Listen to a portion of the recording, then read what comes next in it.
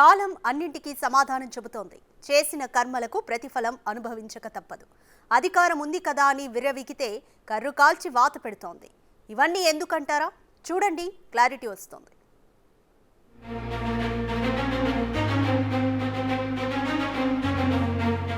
అధ్యక్ష, విశ్వసనీయత అనేది ఒకసారి పోతే రాదు అధ్యక్ష అంత ఈజీగా. ఆ పార్టీ ఎప్పుడో క్రెడిబిలిటీ కోల్పోయిన పార్టీ, ఎక్స్పైరేషన్ డేట్ దాటిపోయిన మందు, అది సచ్చిన పాము. ఆ పార్టీని పెద్ద పట్టించుకోము అధ్యక్ష, కానీ చెప్పాలి అధ్యక్ష, ఆ పార్టీ ఖచ్చితంగా సచ్చిన పాము. కోరలు తీసి పీక్ పారేసిన ప్రజలు ఎప్పుడో చచ్చిపోయిన పాము అది. కానీ ఏదో ఊహించుకుంటున్నారు, పక్కింట్లో పెళ్ళైతే ఇక్కడ హడావుడి అన్నట్టు అదేదో ఆ టైప్లో పక్కల కర్ణాటకలో ఏదో వస్తే ఇక్కడేదో జరుగుతుంది అని మా శ్రీధర్ అన్న, మా బట్టన్న, ఇంకా కాంగ్రెస్లో ఉండే సోదరులు ఊహించుకొని ఏదేదో అనుకొని రేపు నాకా పదవి నీకీ పదవి. ఇప్పుడే సీతక్క గారు ఆల్రెడీ సీతక్కని సీఎం చేసిండు ఆయన. ఇక అధ్యక్ష గమ్మత్ నడుస్తుంది అధ్యక్ష. మళ్ళీ తర్వాత కోమటిరెడ్డి గారు జోక్ అన్నాడు. విన్నారుగా, సరిగ్గా 3 నెలల క్రితం మంత్రి హోదాలో కల్వకుంట్ల తారక రామారావు గారు అసెంబ్లీ సాక్షిగా సెలవిచ్చిన సందేశం.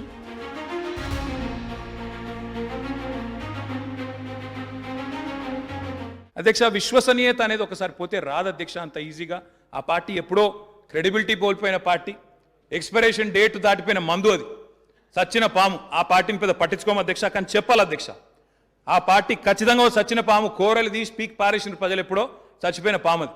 కానీ ఏదో ఊహించుకుంటున్నారు, పక్కింట్లో పెళ్ళైతే ఇక్కడ హడావుడి అన్నట్టు అదేదో ఆ టైప్లో పక్కల కర్ణాటకలో ఏదో వస్తే ఇక్కడేదో జరుగుతుంది అని మా శ్రీధర్ అన్న, మా బట్టన్న, ఇంకా కాంగ్రెస్లో ఉండే సోదరులు ఊహించుకొని ఏదేదో అనుకొని రేపు నాకా పదవి నీకీ పదవి. ఇప్పుడే సీతక్క గారు ఆల్రెడీ సీతక్కని సీఎం చేసిండు ఆయన. ఇక అధ్యక్ష గమ్మత్ నడుస్తుంది అధ్యక్ష. మళ్ళీ తర్వాత కోమటిరెడ్డి గారు జోక్ అన్నాడు.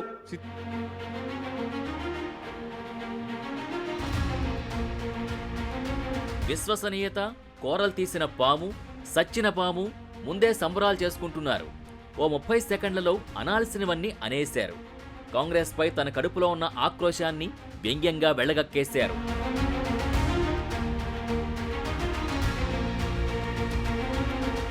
కేటీఆర్ తన మాటలతో రెచ్చగొడుతున్నా, నవ్వుతూనే గుండెల్లో సూదులు దింపుతున్నా, అనువుగాని చోట అధికుల మనరాదు అన్న వేమన మాటల్ని గుర్తు చేసుకుని కాంగ్రెస్ నేతలు కామ్గా ఉండిపోయారు. కానీ కాలం అస్సలు ఊరుకోదుగా. చేయాల్సింది సైలెంట్గా కాదు, చాలా వైలెంట్గానే చేసేసింది. కేటీఆర్ కు మాత్రమే కాదు, మొత్తం బీఆర్ఎస్ పార్టీకి ఇవ్వాల్సింది ఇచ్చేసింది. ఒక లెక్క, ఇయాల నుంచి ఇంకొక లెక్క, లెక్కకు లెక్క, దెబ్బకు దెబ్బ, ఒక్కడికి 100.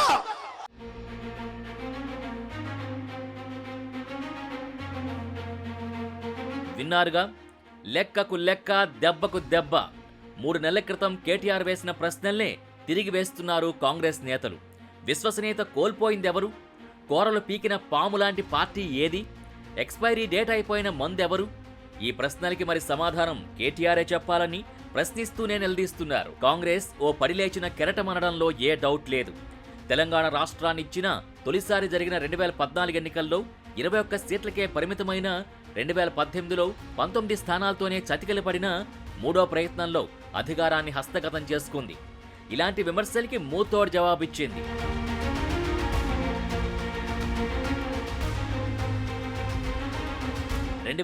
అసెంబ్లీ ఎన్నికల్లో డీలా పడిన కాంగ్రెస్ తర్వాత జరిగిన ఏ ఎన్నికల్లోనూ విజయాన్ని దక్కించుకోలేదు. ఓవైపు ఎమ్మెల్యేలు, మరోవైపు వార్డు సభ్యుల నుంచి జడ్పీటీసీల వరకు అన్ని స్థాయిల్లోని వందల మంది నేతలు పార్టీని వేడడం సమస్యగా మారింది. 2019 లోక్సభ ఎన్నికల్లో 3 ఎంపీ సీట్లు గెలుచుకున్న హస్తం పార్టీ తర్వాత జరిగిన హుజూర్ నగర్, దుబ్బాక, నాగార్జున సాగర్, హుజూరాబాద్ ఉప ఎన్నికల్లో ఘోర పరాజయం పాలైంది. అందుకే కేటీఆర్ లాంటి నేతలు